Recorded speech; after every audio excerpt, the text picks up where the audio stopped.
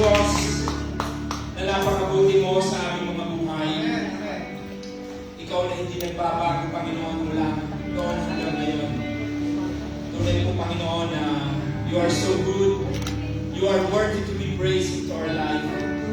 Panginoon, sa umaga pa lang ngayon, punong-puno na kami ng biyaya at pagmamahal. Kaya kung minsan pa na kulang ang aming mga salita, kulang ang aming mga gawa, para ay aming mapasalamatan ng tao. Mapapurihan ka sa Espiritu at sa katotohanan. Ikaw na Diyos na aming ini-encounter sa lugar na ito, Panginoon. Salamat po, Ama. Hallelujah. Lahat kami nananalig at nananampalataya that your presence, Lord God, are in the midst of us. Salamat po at patuloy, Ama, ano pa man na nakikita mo sa aming mga buhay kahit tumis kasalanan o pagbigay mga kilos. Father, we ask for forgiveness. Thank you, God, dahil yung Diyos na puno-puno ng pag-ibig at pagmamahal. You are slow to anger. Thank you for the forgiveness that you have given for the recognition and every one of us. Tunay po yung Diyos na wala kang kagulat sa pagmamahal mo sa bawat isa. Maraming salamat. At sa oras nito, as we worship you, Father God, hallelujah, patuloy, Panginoon, malugod ka sa aming mga awit sa oras nito, Lord God. Kayo ang aming itinataas sa lugar na ito, Panginoon. Even though, Lord God, na hindi ka namin nakikita, hindi ka namin nahihinuman lamang at Lord, ipinadarama mo na ikaw na Diyos na lumalang ng langit at lupa na siyang tumawag sa bawat isa sa amin. Maraming salamat po, Lord God, at patuloy pagpalain po ang buhay ng mga anak mo, Lord God, hallelujah, even sa PCT, Panginoon, hallelujah, sa pag-bumas ng family na ito, Lord God. Maraming po salamat ang pag-isip pa, Panginoon. You are the honor and glory next to me, in Jesus' name I pray. Amen.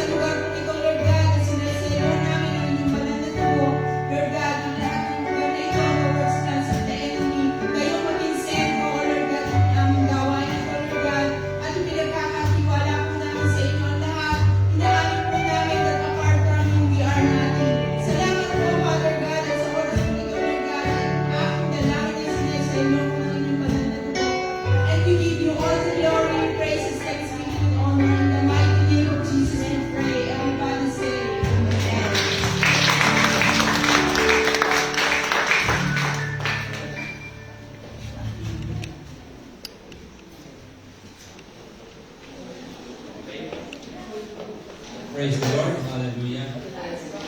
Praise God.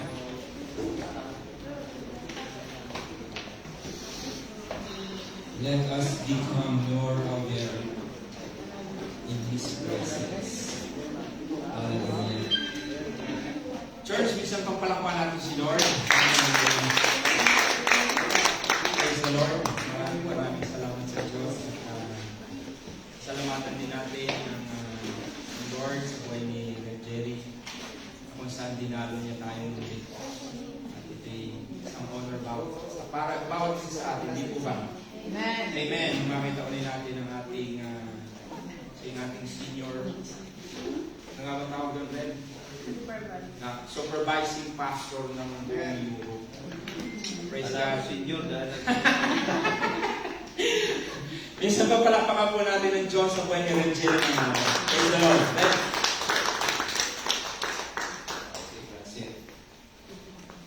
Sarah. Afternoon, mga kapatid na mga mahal, yan. Praise God. Joy and excitement muli, na tayo ay magkasama, no? After 4 months, di ba? Apat. Dati 4.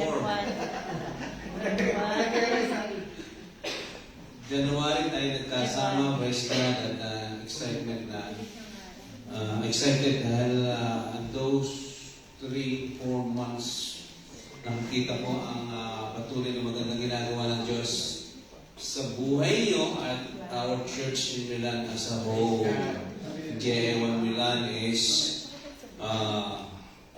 continuously moving forward. Yung ang katabi mo ay nag-move forward. Are you moving forward?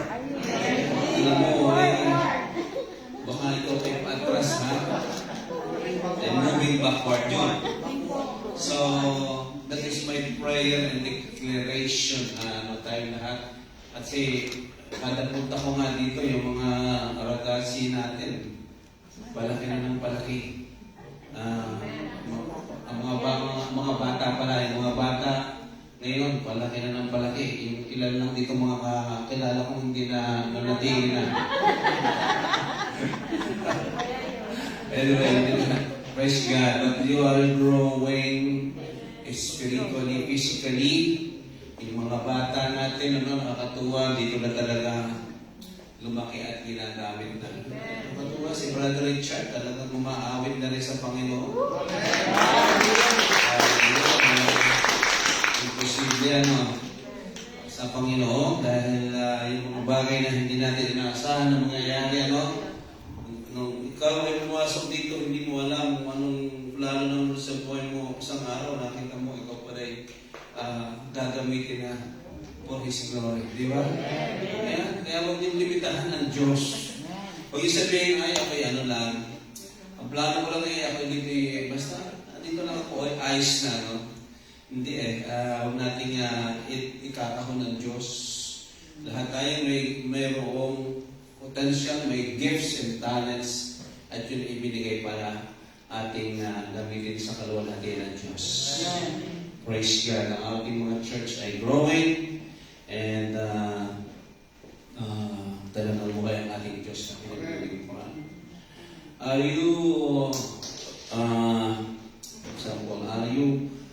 are you spiritually? Yan. Ang ating pag-uusapan natin ngayon bago tayo mag-pray, ay magkumustahan muna. I would like you to be reminded. Gusto ko kayong patuloy na ma-encourage ng salita ng Diyos. Yeah? So, hindi nasasayang ang ating panahon. Is not the time na wala na yung time natin na tayo ay papayag na makapasok ang kaaway, magkaroon ng distraction, bigyan ng pigilan o bagalan yung magandang ginagawa ng Lord. Yun ay hindi na natin bibigyan ng chance. And yun ay mangyayari when we are all continuously growing and receiving the strength and blessing through our intimate relationship. Yung ating relationship ay tunay na strong, di ba? Ang relationship ay nagpuproduce ng magandang result kung maganda ang samahan.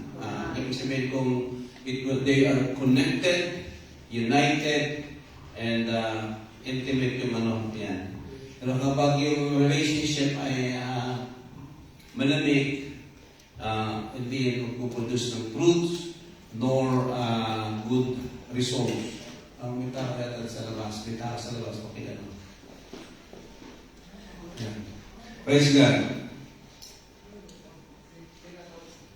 So, I would like to share to you yung very familiar sa atin itong verse na ito, and then yung blessing of abiding in Christ. Yan. Yung biyaya, yung joy na tayo ay nananatili sa ating Panginoong Jesus. Ako naman po yan nakilala ko na si Jesus. You know? Kaya Sister Norma, natutuwa ka Norma. Yan. Maganda yung kanyang sinasabi kanina nung makapasok siya dito sa church. You know, it's just the beginning, Sister Norma. No? Yung ating na-encounter natin si Jesus, that is the beginning ng ating new life, no? But hindi doon natatapos yun, no? Ay, ako na po naging 10 years ago. And after that, ano nangyari? Nagpatuloy ka ba? Yan. Nanatili ka ba? Do you continue your relationship? Lumago ba ang inyong samahan, ang inyong relasyon? Nagkakilanlan ba kayo? Yan. So, yun ay mahalagang maunawaan natin. So, after that, dapat yung relationship ay continuous. Patuloy, hindi napuputol. Dahil otherwise, maraming masasayang na time, maraming hindi ma-accomplish, and marami kang hindi mararanasan na dapat mong nararanasan. And dyan din nakakapasok yung temptation, and dyan din na ikaw nagiging weak and vulnerable, ibig sabihin, ka sa atake ng kaaway. Kaya yung blessing of abiding, ibig sabihin yung abiding nananatili nga sa Tagalog, di ba? Ikay nakapirme, sabi sa Batangas, no? Ikaw ay nandun, connected ka palagi, no? Kasi, He is the source. Kung kayo familiar si John 15, di ba? Beginning verse 1 to 11, ito yung, ito yung verse, ito yung chapter ng Christ and His children tayo relationship. Yung abiding, no? At sinasabi doon, hindi natin kailangan basahin, He's the vine. Siyang puno. He is the source. Siya ang pinagagalingan ng lahat ng ating kapangyarihan, ng ating lakas. At tayo sana lang, ano? Tayo sana. So, very basic ko lang narinig yan na red, no? Palagi yung sinasabihan na nga yung teaching na yan. Pero, mahalaga tayong mapaalalahanan kasi sometimes nakakalimutan mo, sometimes feeling mo, ikaw yung puno. Yan. Hindi, sinabi nung na-mention ko si Jesus Christ, after you meet Him, you are on your own. Magsusurvive ka na, as if yung parang binhi ka na, tutubo ka na lang ng sarili mo. Hindi. Ang relation, ang lahat ay nakakabit sa puno. Tayo umaasa as a branch, as a sanga sa puno, di ba?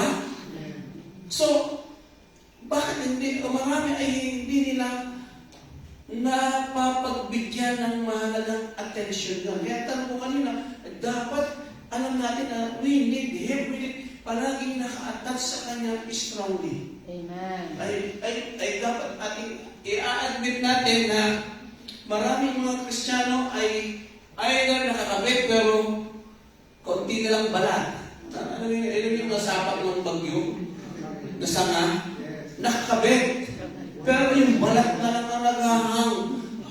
tendency noon, yung kung may dahon yung mayroong bunga, unti-unti yung matutuloy, malalanta. Hindi na magpapatuloy yung bunga. Bakit?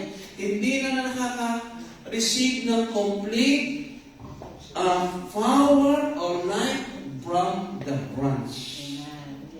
Kaya ang reminder ng Diyos sa atin we have to be abiding, nakakabit sa bunga, sa sanga.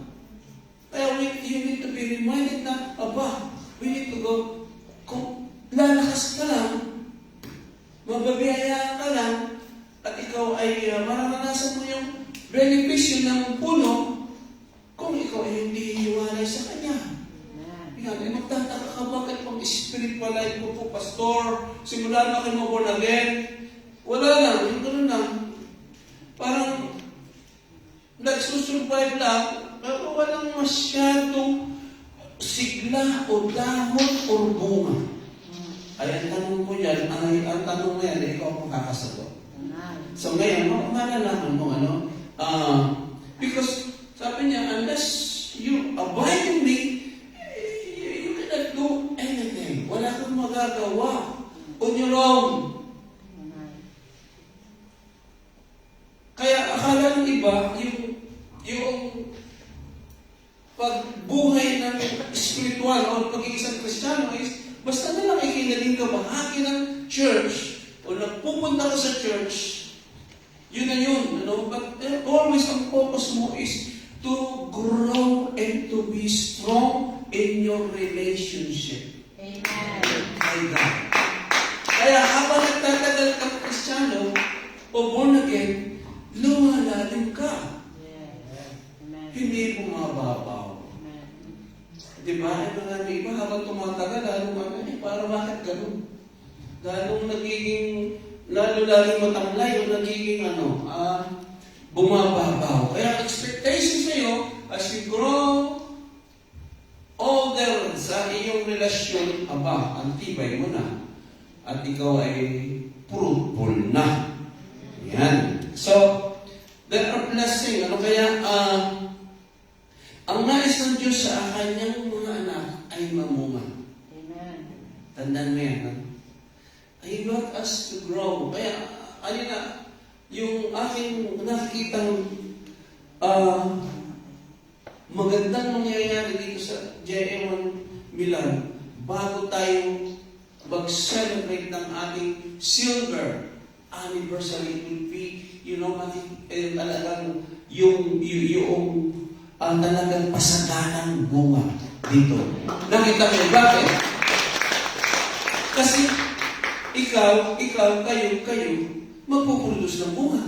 Amen. Ay sa dami na nga ditong natin mga kapatid na nandito na grow na dito, natitrain na dito, each one magpuproduce ng bunga bago tayo dumating ng silver, ay talaga tayo overflow, hindik na hindik tayo sa bunga. Amen. Amen? Pero kung tayo mag-isang ngayon, ay magsiselebrate tayo pa rin, no? Ayan. So, nasa vision tayo mamunga at maging joyful.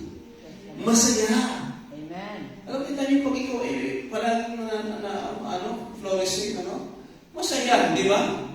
Hindi yung, pag nakita kita, pupunta ako dito, ano nangyari siya? Ito yung palagi ang bigat ng iyong dalahin. Ayan. Palagi na ng yan. Hindi ang palaging maganda wow. Yung nakikita siya talaga ikaw ay nakaka-receive ng nourishment, ng kalakasan mula sa puno. Amen. Yeah? Okay, so, ano ba yung blessing? Ano ba yung ibig sabihin ng tayo ay nananatili? Yan. Tayo, ibig sabihin, abiding means tayo ay palaging nakapokus unto Jesus. Kita nyo, bakit kailangan palagi tayo sa Kanya nakapokus? Kasi pag ikaw ay nawala ang focus sa Kanya, kaya nga maraming distraction nawawala yung attachment mo. Kahit sa relationship. Congratulations, 30 years, di ba? Kung si Brother Art ay nawala ang focus kay Sister B, baka 29 years lang, no? 30 years in counting, baka hindi umabot ng 10, di ba? Kasi, and then yung relationship, kasi pero pag yung focus mo talaga, nandun sa in a relationship, nade-develop at nag-grow, and talagang nagtataray, di ba? Nananatili. Ibig sabihin, yung ating focus sa ating Panginoon Jesus, walang nakakaagaw ng ibang distraction. Amen. Ibig sabihin, He's the center of our focus. Hindi natin bibigyan ng mas matinding focus kahit sino pa yan, kahit anong bagay pa man yan. Kasi we depend sa Kanya. Tayo sa Kanya nakadepend. Saka yun yung true abiding. Nagkaroon nga ng relasyon, bihira ka naman bihira ka nga makipag-usap, bihira ka nga tumawag, hindi mo nalalaman anong gusto niya, di ba? So, hindi yung focus. Kaya sabi, look unto Jesus, the author and finisher of our faith. Sa Kanya nagsimula, sa Kanya mawawakas. Siya ang pinagmulan, siya yung simula ng pananampalataya sa Kanya. Pero sa Kanya ka magbawakas. Abiding. Hindi ka pagkala, ibig sabihin ay hindi ka sa Kanya talaga lang nakatingin niya. So, sabi sa Hebrews 12, chapter 2, no? Ang abiding ay means continuously or patuloy kang nag-serve sa Kanya kahit na may mga problema at sagabal, persecution. Yan, kita niyo yan. Sabi ko kanina, yung relationship, bakit may bagyo, di ba? Bagyo ang bagyo ay hindi blessing. Ang bagyo ang dala ay distraction, di ba? Ang bagyo ay sira, ang dala. Hindi sabi, ay salamat, may bagyo sa buhay mo. Hindi. Pag may bagyo, sira ang dala niya. So yan ay, yung may mga dumadaan, lahat tayo may trials, di ba? May testing, may hardship, may sickness, may may mga naranasan tayo. Yun ay hindi dapat makakasira ng iyong pagkakakonekta sa ating Panginoong Jesucristo. Marami nagsimula nung nakaranas na kaunting hirap wala na bumitaw. Kaya sabi, ang tunay na nag-a-abide, nung makigaling sa ating church sa Barcelona, yung ating church sa Barcelona na dumating sa punto na apat na lang sila. 4 fellowship. Ilang. Hindi talaga dumating talagang tanong Pero itong 4 na ito, nandun yung kanilang hindi bumitaw. Wala na kakapit. Kaya apat na nga tayo, wala na tayo, mag-break na tayo. Hindi naman ito pag-asa itong 4 na ito. Kahit na ano, doon lang sila nagsisya, nag-worship. Patuloy. Kasi doon sila ngayon, yung 4 na ito ngayon, kaya kung last visit ko pa, meron na tayo sariling place, marami na tayong mga faithful workers ngayon na sumusuporta sa gospel. Kasi kung kayo bumitaw, wala na tayo, wala na J1 Barcelona. Hindi bumitaw sino, kung di ka bumibitaw, meron kang pag-asa dahil nasa kanyang buhay. Yun ang true abiding. Marami na bumitaw sa atin. Nakaranas ng kaunting o persecution, o may na-rebuke, o whatever, na-open, hindi yun ang true abiding dahil ibig sabihin, kaunti ka lang sabit mo. Alam mo yung matinding puno, sanga, kahit malakas ang bagyo, yung kape, hindi basta-basta na sisibak, di ba? Pero yung mga weak na, madali lang yan, mabigtas, no? Yung mga tangkay ng papaya. Pero yung mga matitibay na sanga, nakaabay dyan, kahit na bagyo, nagbibend lang. Nagbibend lang yan. Kaya makikita mo ngayon, kapatid, ha? Habang ka nagsasalita, ma-identify mo kung anong klase kang sanga. Ngayon, di ba? Oo, naranasan ko na po ang trial, pero siya nandito ka pa rin, kapatid. Yun yung abiding, no? Yan, no? Through abiding, patuloy mong ginagawa yung kalooban ng Diyos. Patuloy kang naglilingkod no matter what's the cost. Di ba, ang paglilingkod may cost. Amen. Yung pagpunta na lang dito may cost. Iginagawa mo instead ng tatrabaho mo ngayon, di ba? Cost yun eh. Paglilingkod, yun yung true abiding. Ay, Sabado hindi ko makapunta dahil trabaho ko yun eh. Ako kung talagang gusto mo mag-continue sa prayer meeting ito, dahil meron ka na namang Lunes at Biyernes, o umaga, meron ka, pero i-give up mong ano gagawin, hindi yung ayaw mong i-give up yung cost. May namamasaya ka. Nagdala ka dyan ng dutse. Nagdala ka ng pagkain. May cost yan eh. Ginagawa mo yan. No matter what the cost. Dahil ang cost is big. No matter what the cost, huge. When I'm giving, when I'm tithes and so on, nananatili ka. Hindi pagpunta mo dito, bihara rin church na rin. Linggo-linggo na lang ngayon may collection sa akin.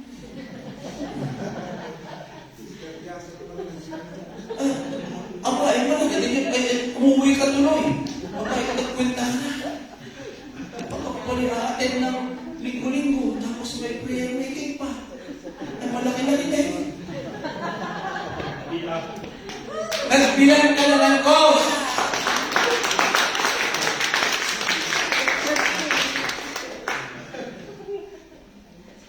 Ang dami kapatid, ang Panginoon Jesucristo, dugo niya ang naging cost para sa iyo.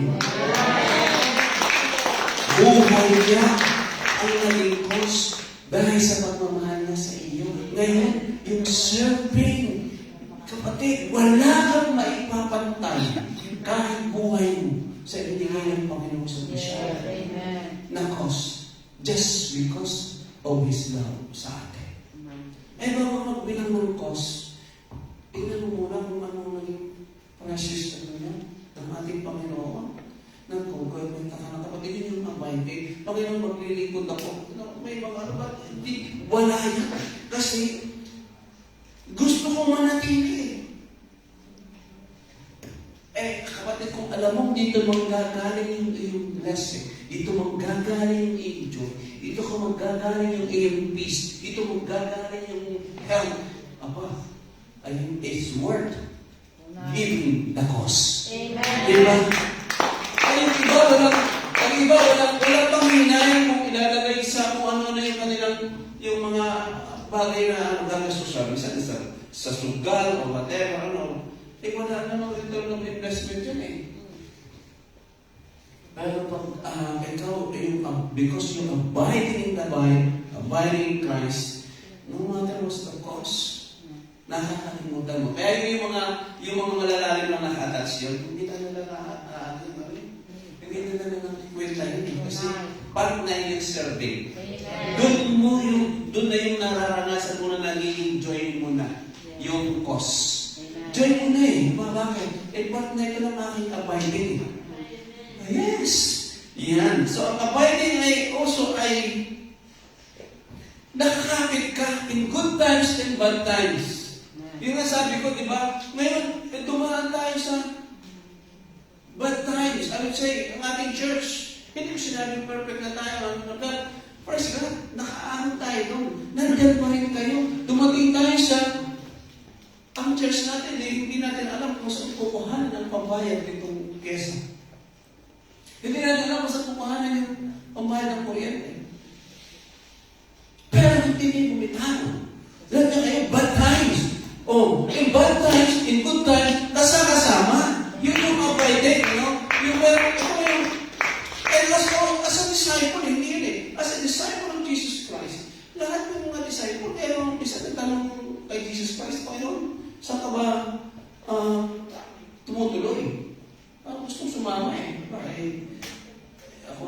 wala akong matulugan eh. Mabuti pa yung Pax, meron kasahog. Pero ang anak ng Diyos, wala kang matulugan eh.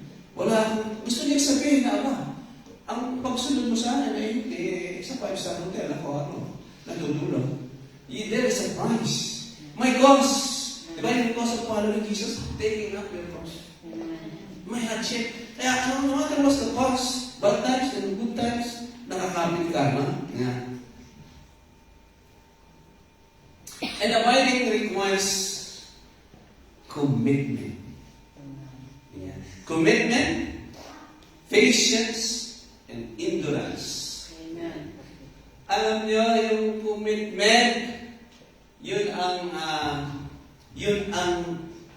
we are continuously want to see sa mga churches. Alam mo, I will say mayroong commitment, but hindi lahat. I wish and I pray, kung ang isang church, ang lahat ng member ay committed, ay talaga namang napaka-alwa ng church, ang sarap ng buhay ng isang church na gano'n. Hindi. Yung pag sinabi natin committed sa bahay kay Jesus, talagang sinabi, doon ka nakakamit ang buhay mo sa Kanya. Kaya willing ka nga kasi committed ka sa Kanya. Willing kang mag-sacrifice ng time and so on and so forth dahil ikaw ay committed sa Kanya. And ganun din sa lahat ng mga ng churches, ng mga activity and so on, commit ka. Kasi yun ang part ng abiding. Kasi as a pastor, I can see, nakikita ko yung commitment ng mga tunay na, yung tunay na commitment ng mga anak ko o yung mga flocks sa church. Yung mga hindi mo na kailangan utusan and so on and so on. Mayroon ng usa. For some, at saka yung pagsanday, yung hindi mo na hahanapin yung attendance. Diba? There are some people in the church na yun din daw kung mag-show up, kung magpapakita o hindi. Yun yung wala pang tunay na commitment. Kayo mga yan. Hindi na kayo pag-presakan umatid nitong linggo si Brother R, Sister P, Sister Emily, Sister Nikki, Panginoon, sana sila umatid. I pray na umatid sila. Hindi na Ang pinagpapray natin yung mga palaging minsan, 3 linggo, hindi nagpakita. Basta pakita na tapos gano'n. Yun yung walang tunay na, hindi yun ang tunay na abiding. Abiding. Kasi ang pinupuntahan natin dito is our Lord Jesus Christ. Amen. Sabi ko kay Sister Norma, the reason na naranasan mo, yung pagpasok mo sa church na ito, yung presensya ng Diyos, ng Holy Spirit, because this is hindi ito basta ng meeting, hindi ito religious fellowship of the believers of our Lord Jesus Christ. And ang nagiging center dito, ang ating yung presensya ng Diyos. Kung wala ang presensya ng Diyos dito, yung anointing, lalabas ka, lulugo-lugo pa rin. Kaya nararamdaman mo yung papasok ka pa lang dito, parang may pumipigil sa'yo. Yun yung ayaw ng kaaway na mangyari. May pumipigil. Yan. Kita nyo natin naman sa ating parang ang dali ka pumasok. Walang kasagasaga kasi pwede ka umalis. Hindi matinig. Pero pag yung bakit parang ayaw akong pumasukin? Damor kang pumasok. Yan. Kasi pag nakapasok ka na, doon mo mararanasan, ito na, nandito nga ang presensya ng Diyos. Amen. Yes, kung wala ang presensya ng Diyos, sayang ang ating pagtitipon. Patience, pagtityaga. Yung pagkapit sa Panginoon, may pagtityaga. Hindi man kaya may ligligan. Kaya kung nanatili kang matapat, at yung endurance, yung katatagan. Alam niyo, yung marathon, hindi naman yung pabilisan Katatagan. Marami, mabilis sa church, mabilis o sa yung nakakilala kayo ito, ang bilis, kala mo, ang init. Ang taas mo, nakailang buwan lamang. Asa na? Hindi, nanghihina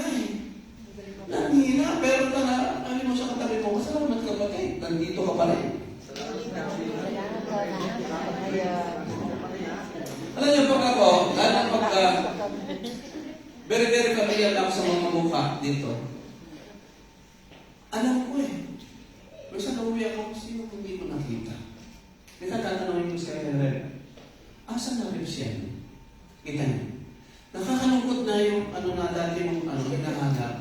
Yung hindi mo nakita, na inaasahan mo na nagpatuloy. Ano nangyari? Nakadalawang na ako dito, hindi ko na.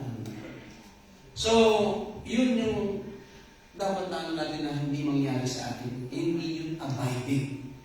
Abiding, no matter what, a sacrifice, basta meron nandiyan ka. Yes. Yeah? Kaya kita niyo, paano ang sa church talaga kung saka ka lang pupunta pag gano'n na, kaya kailangan natin yung mga tao pumapasok sa church, ang nais nila yung maging blessing, makakontribute sa church. Hindi yung papasok ka dito, hinahanap mo pagsilbihan ka lang. Kung ikaw yung mga bago pa, pero may matagal na dito ng mga kapatid, ang enjoy mo na ngayon, hindi maging part ka ng service dito. Yes. Hindi na ikaw i-entertain. Hindi ka na, ibig sabihin, hindi ka na i-please. Kasi tuloy abay niya, may danger naman ng kapag hindi ka na natili. Danger of not abiding, Ang sabi doon sa verse 4 sa ating John chapter 1, nagiging fruitless ka. Walang bunga. Yeah.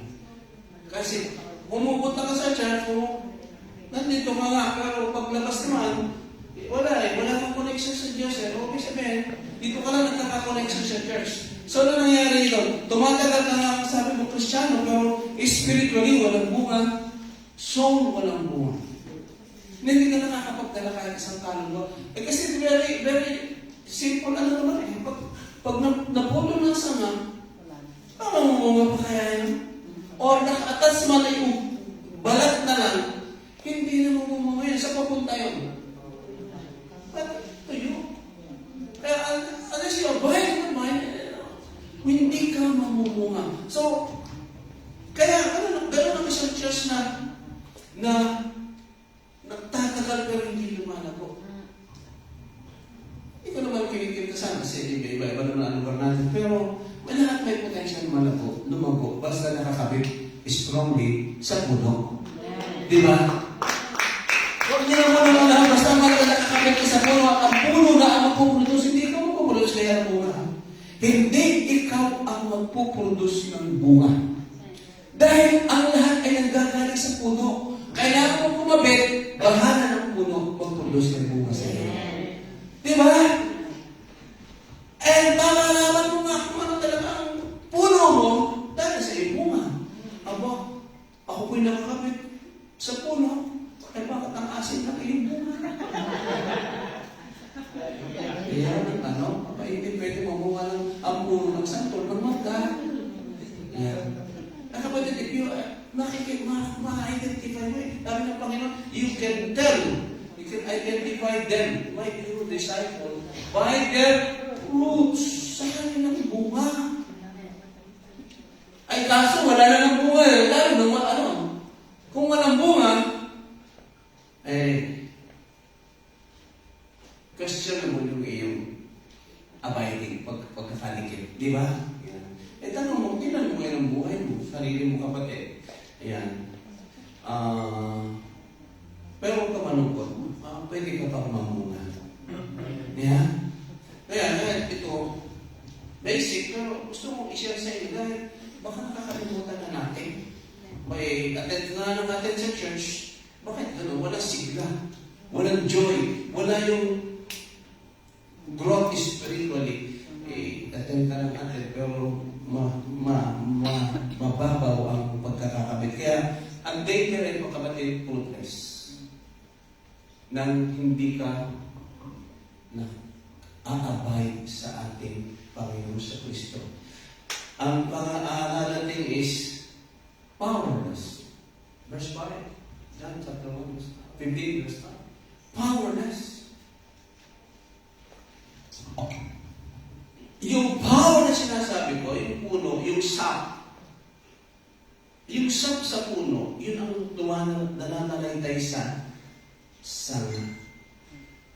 yung sap na yun, represent ng Holy Spirit. Yes. Amen.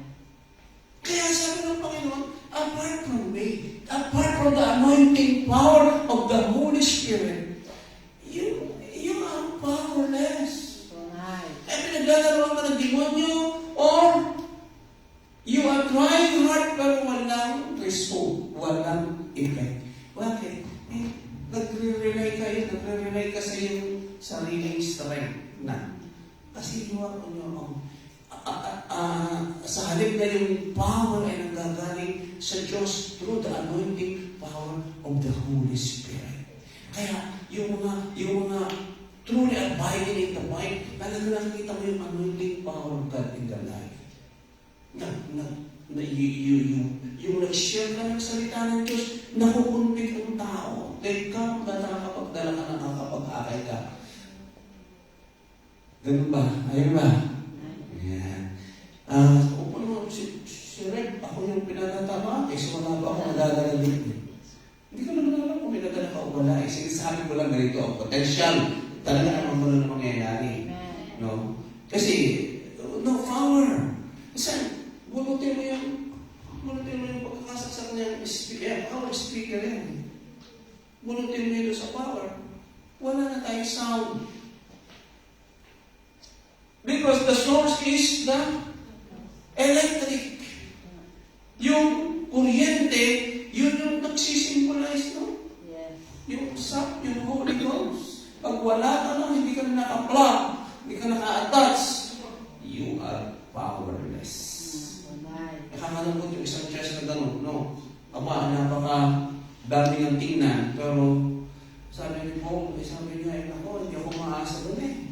Ang aking preaching, hindi sa galing, hindi sa aking good words, with demonstration of, hindi ako yung maraming but with the demonstration of fire and power. Power eh.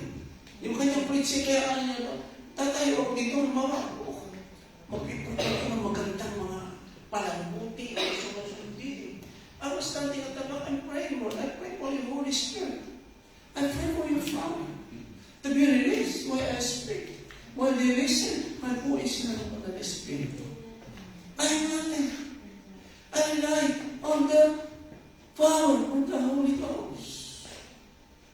You come to me and pray, I rely on the power of the Holy Spirit. You have something, you need something, you need the power. Kaya sometimes tayo, very weak, no? A little trial, a little persecution, a little hardship. Down. Bakit? Walang power eh. To stand. Eh, sabi sa Ephesians, ang ating kaaway ay spiritual. Our enemy is not flesh and blood. They are spiritual forces in the heavenly realms. Eh kung ikaw ay walang power, spiritual power, which we are talking about the power from the Holy Spirit, then you will be maglalaro ka, defeated. Wala kang kapangyarihan. Nalalabanan mo ng lakas, ang ganda nga ng katawan mo. Muscle ka, hindi naman ito ang labanan ng kapatid. Yeah. So, you need to be abiding strongly in the mind. Araw-araw, Panginoon, I need to be. Kaya nga, di ba, palaging lahat naman ng Bible, I want to be in your presence. Sabi ni Moses, hindi ako kung wala ka sa akin, wala akong magagawa. If you will not go with us, don't send me, don't send us. We need God. We need God. Amen. Wala namang magagaling dito, walang Hindi kita nagaling kukuha ng kapangyarihan sa akin. Diyan, sa mga pastor. Hindi eh, kay God. Yes. So be strong. Ano sabi sa Ephesians? Be strong in the Lord and His mighty power. Yun ang una, di ba? Ng Ephesians, di ba? Be strong in the Lord and His mighty power. Put on the full armor. Yeah. Another thing, kung ikaw ang danger na hindi nananatili, useless ka. Nakakaano pakinggan mo kapatid. Meron palang mga Kristiyanong useless. Aray. Masakit, di ba? Yung ikaw ay palamuti. Yan. Hindi lang palamuti, pabigat, pasaway. Useless na nga, pero nagiging, hindi na nga nagagamit, nagiging pabigat pa. Yun yung mga tao, talagang wala talagang sabi ko nga kanina, di ba, dapat committed na yan, pero kapag hindi nag-a-abide, useless. Bakit? Bakit useless? Ang sabi ay, nalalanta na. Pag nalanta na asa nga, ay ano pa bang gamit? Panghatod. Pandikit. Wala na yun. Hindi mo na pakikinabangan. Except one. May pangparikit. Hindi mo na ngayon yung tugtong. Wala nang buhay. Wala nang buhay. Wala nang chance walang chance. I'm talking about yung puno, di ba? But anytime we can come back, no? We can go back as a Christian, no? Spiritually. Di ba? Kung yung feeling mo nanghihina ka na, you go back to the mind. Oh. Balik ka sa relationship. Di ba? Aktibahin mo pag-alarin mo yung relationship mo. So you will be, kagaya mo sa ibading, di ba? Ibading din, di ba? Yan. So you are, ikaw ay rootless, ikaw ay powerless, and useless. Yun ang mangyayari sa iyo, kapatid. Gusto mo ba yun? Nasasakit ng salita yun, ano? Pag yung hindi naman kami pastor magsasalita. Ikaw naman, sister, wala naman, pakinarong sa iyo. Kaya punta pa ng punta dito. Hindi naman ganun, no? Pero, ano mo yun eh? Ano mo yun? Ano mo yun? At kita ng Diyos yun. Nalulungkot siya kasi ang kanyang kalooban sa atin ay mamunga. Kapag ka naman na nakita na nagtanim, ang isang farmer pa nagtanim, expect fruit, bunga, ani. Eh tayo, siya nga yung nag-prunes. Ibig sabihin para lang mamunga, pinupuhusan. Ang Father, pinupuhusan niya yung mga puno para mamunga, mamulaklak. Kaya kita niyo kalungkutan, nakatingin sa atin ng Ama. Lungkot na lungkot. Ang isang anak na ito, wala namang bunga, useless, and powerless. Pasabay pa. Ayan. At another thing na masakit, worthless. Verse 6. Diba? Useless, powerless. Ano isa? Useless. Worthless walang halaga. Yan. Yan. Walang bunga, walang power, walang gamit. Pag wala kang gamit. Mabuti pa yung isang santo ay may gamit eh. At lalo na yung walang halaga. Wala naman talagang halaga eh. Dahil putol ka na yan. But there's a blessing in yan. So, pinakita ko sa inyo what is abiding, what is the danger of not abiding, and the blessing naman ngayon. The blessing ng makakapit. There's a blessing, you know? Number 1, yung riches of provision. Yung blessing ng supply. Bakit? Nakakabit ka sa supply eh. Walang ubos ang supply mo, kapatid. Kasi siya, Diyos ang ating, alam mo kayo, sometimes ang tao, ang akala niya, kaya niya mamuhay ng walang malayo sa Diyos. Kapatid, lahat ay sa Kanya nang gagaling yan. Kaya hindi niya tutulin na anytime. Kaya hinihintay niya yung acknowledge mo yun. Kaya little blessing, malaking man, salamat Panginoon, mula sa iyo ito. Kaunting bariya ka, pinanita mo, anong galing, glory be to God. Lord, biyaya mo ito. Bakit? Sa kanya lahat yan eh. Siya may ari ng lahat. Siya akala ng iba yung mga mayayaman. Hindi eh. Wala pa rin eh. Yung isang mayaman nung na-hospital, di ba? Nung nasa hospital siya, nakang binayaran niya po sa oxygen. Nung paglabas niya ng hospital, na-realize niya, napakabuti mo pala. Paglabas ko dito, libre. Nung nasa hospital, nung nagbayad ng oxygen. Tayo yun. Libre, binibigay nila ng blessing ng abiding, no? Kasi siya yung nagpupungos ng Ama. Yan, para kayo mamunga. Yan. Fullness of life. Fruitful, abundant. We say fullness of life. Bakit? Nakakamit lang strong eh. Amen. Subukan din naman, ano ang bunga ng Holy Spirit, di ba? Galatians 5:22. The fruit of the Holy Spirit. Di ba mga lahat joy, peace, patience, kindness, goodness, faithfulness, self-control. Bahagyan magaganda. Lagi ka mo makikita ko, sabi ni malalaman mo talaga kung ikaw ay nakakabit sa bunga. Amen. Eh, nakikita mo, palagi ka naman, kasi mama, maingin ang ulo mo, palagi ka bunga ba naman ng Espiritu yan. Hindi ka naman makapag-pray, hindi ka naman ano, yan. So, kapatid, malalaman nga sa iyo bunga.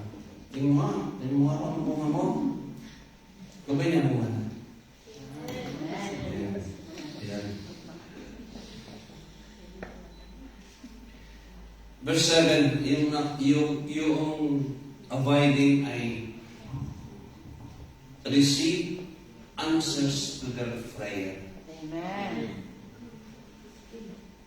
Dalangin ka ng dalangin, prayer ka ng prayer. Ang sabi sa Isaiah 59, verse 1 and 2, sabi niya, hindi maiksi ang kamay ko, hindi ka mabag, hindi ako bingay, hindi ka marinig. Ano nakahadlang? Ibig sabihin, yung may hadlang. Hindi ka nakakapit. Sin.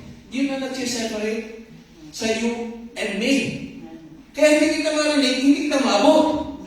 Kaya, kung ikaw ay hindi nakakapit, wala kang connection, kaya marami sabi sa Bible, tawag sila ng tawag sa akin, hindi ko naman sila kilala. Pati ba sila tawag tayo noon?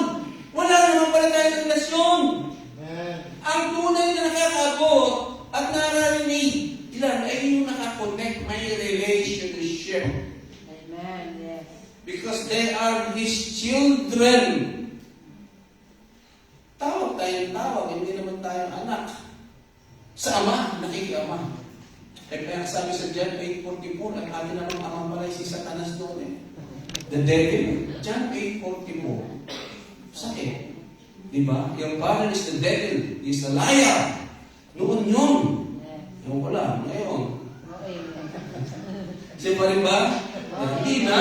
Diba? Kung ang ating ama ngayon, tayo na sa kanya, sabi niya, humingi ka sa akin. Mark 11:84. Ask. When you ask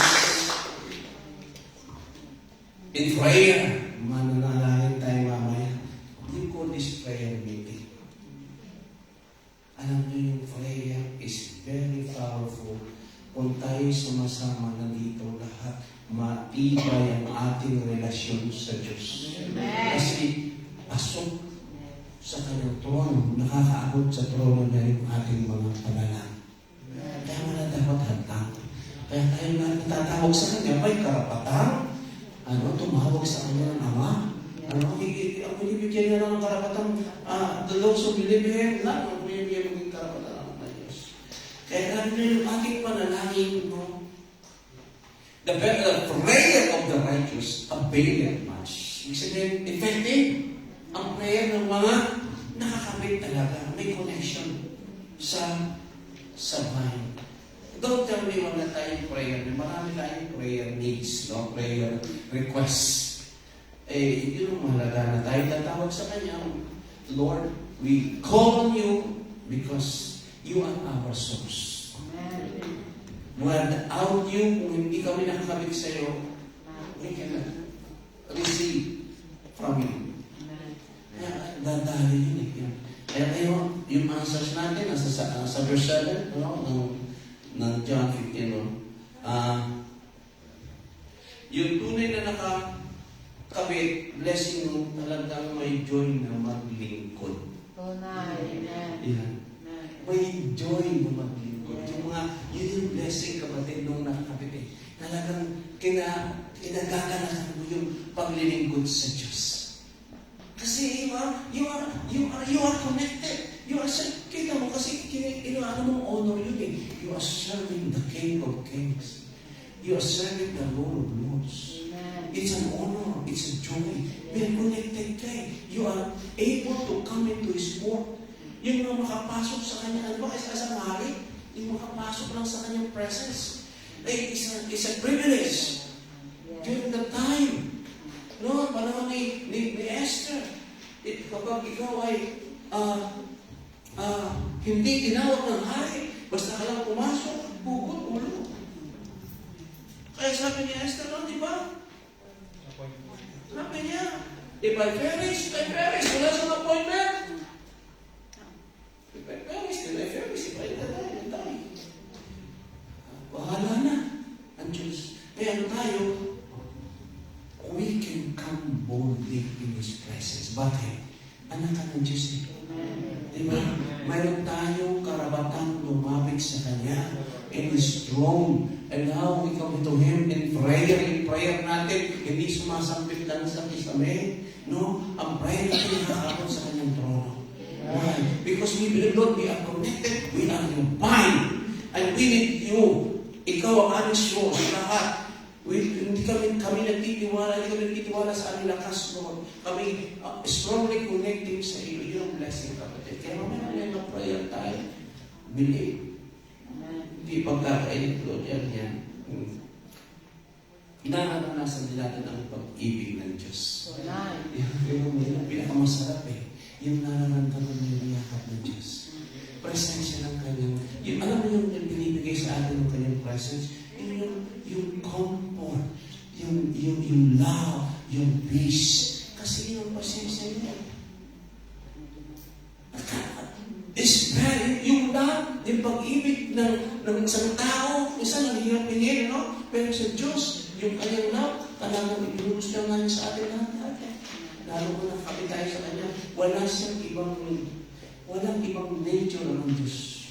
Puro pag-ibig, pagmamahal. Yun ang nature niya eh. Love ay, ayaw mo bang maranasan yun?